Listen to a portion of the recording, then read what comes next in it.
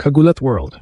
Grabe talaga ang early fireworks na inaabangan sa clay season. Sa Upper Austria Ladies Linz Open mula April 6 hanggang 12, 2026 sa Design Center Linz, may malaking posibilidad na magtagpo si Pinoy's Pride na si Alexandra Ayala at ang Danish powerhouse na si Clara Tauson. World number 1417 range, projected seed 2. Buong Denmark, napako na. Ang kanilang racing star na si Tauson, na kilala sa kanyang solid baseline game at consistency, ay maaring harapin ulit ang 20-year-old Filipina na paulit-ulit na nagpapatunay na hindi siya basta-basta underdog. Si Ala ay projected number 7 seed sa main draw bilang direct entrant, fresh off ang career-high number 29 ranking. Ito ang kanyang clay debut, at first time sa 35-year history ng tournament na indoor clay ang gagamitin.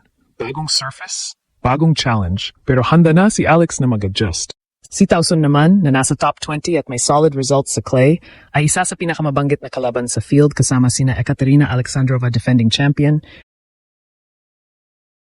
Lyudmila Samsonova, Emma Raducanu, Jelena Ostapenko, at Emma Navarro. Head-to-head, si Alex ang may 1-0 advantage. Nagkaharap sila noong August 2025 sa US Open Hard Court. Round of 128, 6-3, 2-6, 6-11. Ang panalo ni Alex sa isang epic 3-setter na puno ng drama at clutch moments. Si Tauson noon ay nasa number 14 ranking, pero si Ala ang lumabas na winner sa tiebreak. Yun ang nakakahanga kahit mas experienced si Tauson, ang youth, lefty spin, at mental toughness ni Alex ang nagbigay ng edge. Sa social media, lalong sumabog ang hype nang lumabas ang entry list at possible matchups. Maraming Pinoy fans ang puno ng kaba pero sobrang excited. Parang grabe. Tough to pero kaya ni Alex ang revenge o rematch ang dating. Naalala nila ang US Open win at marami ang naniniwala na sa indoor clay. Mas magiging favorable kay Ala ang conditions dahil sa kanyang aggressive style na maaring mag-force ng errors mula sa Danish. Global fans naman ay shocked sa setup. Isang young gun na fresh off Miami momentum laban sa isang consistent top 20 player na may strong baseline game. May mga nag-post na ito ang perfect test para sa clay debut ni Alex. Laban Alex, ipakita mo ulit ang galing mo. Grabe ang tensyon na unti-unting nabubuo sa paparating na Upper Austria Ladies Linz Open habang lumalabas ang mga posibleng matchup sa draw. Isa sa pinaka-pinag-usapan ngayon sa tennis community ay ang posibleng rematch sa pagitan ng Pinoy rising star na si Alex at ng Danish powerhouse na si Clara Tauson. Isang laban na maaring muling gumulantang hindi lang sa fans, kundi pati sa buong European tennis scene.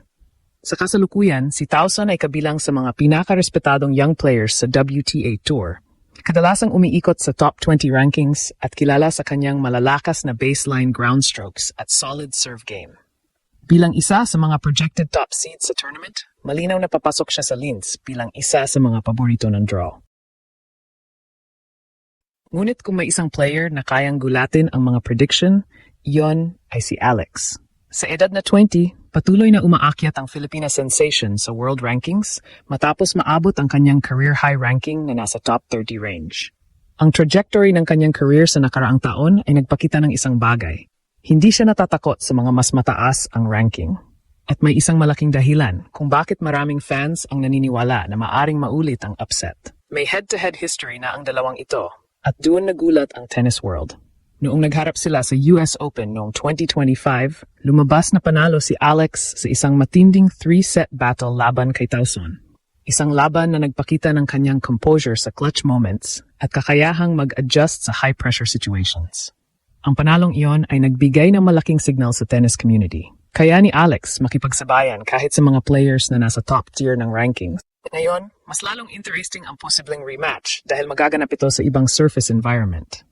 Sa Linz Open ngayong taon, gagamit ng indoor clay setup, isang kondisyon na nangangailangan ng adaptability, patience, at tactical discipline. Para kay Alex, maaring maging advantage ang ganitong kondisyon. Kilala siya sa kanyang left-handed spin, aggressive baseline play, at mabilis na court movement. Mga aspeto na kadalasang nagiging problema para sa mga players na umaasa sa rhythm ng rallies. Habang papalapit ang tournament, unti-unti nang nagiinit ang buzz sa social media. Fans mula sa Pilipinas at iba't ibang bahagi ng tennis world ay sabik makita kung mangyayari nga ang laban. Dahil kung muling magkaharap sina Alex at Tauson sa Linz, isang bagay ang malinaw. Ang tennis world ay maaring muling makasaksi ng isa na namang shocking moment mula sa Pinoy's Pride. Ang mga reactions sa live buzz? Electric talaga. Maraming Filipino ang nag-celebrate na parang early victory na ang pagkakaroon ng chance na harapin ulit si Tauson. Our girl owns this matchup vibe, ang common feeling. May kaba dahil si Tauson ay magaling sa longer rallies at may solid serve. Pero mas malakas ang pride. Matured na raw si Alex, fitter at may bagong hunger para sa clay. Internationally, ang surprise ay real. This Filipina is scary on any surface.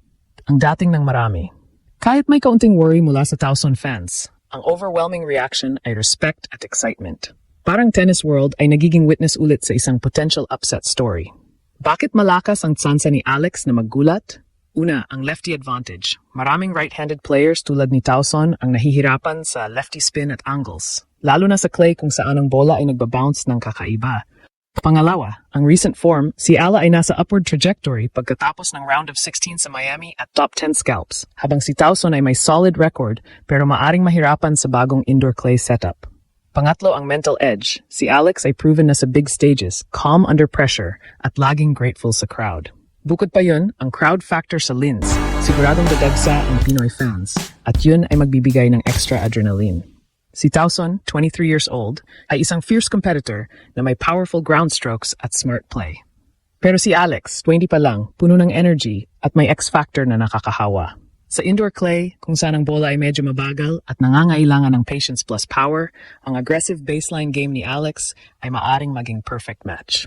Kung magkakaroon siya ng early breaks o mag-hold ng crucial serves, ang momentum ay mabilis na lilipat sa kanya. Sa buong Pilipinas, ang buzz ay electric. Parang lahat ay nag-aabang na sa possible round of 16 o qualifying clash na to. Mula sa social media hanggang sa watch parties, puro laban Alex, kaya may laban sa Danish star, ang dating. Hindi lang stats ang nagdidikta ng laban, kundi heart, preparation at moment. Si Alex ay dala-dala ang buong bansa, at yun ay walang presyo. Kahit manalo o matalo, ang pagkakaroon niya ng chance na harapin ang world number 14 ay patunay na siya ay narito na sa elite level. Pero sa maraming naniniwala, magiging historic upset to. Isang panalo na magpapataas pa ng ranking niya, magbibigay ng confidence boost para sa French Open prep, at magpapakita sa buong WTA na ang Pinoy's pride ay hindi lang flash in the pan. Ang ganda ng teaming, clay debut sa Linz, indoor surface na katulad ng susunod na events, at isang kalaban na may history na natalo na niya. Maraming analysts ang naniniwala na ang youth, adaptability, at never give up attitude ni Alex ang magiging X-factor. Kung magkakaroon man ng early break o solid serve game, ang momentum ay mabilis na lilipat. Kaya't buong Denmark, maghanda kayo. Ang Pinoy's pride ay paparating na may bagong chapter sa clay. Ito ang laban na maaring maging historic ulit. Isang 20-year-old mula sa Pilipinas na humaharap sa isang world number 14 sa kanyang clay debut. Maraming naniniwala na ang ganitong young guns na may big game mentality ay nagiging game changers. At si Alex ay eksaktong ganun.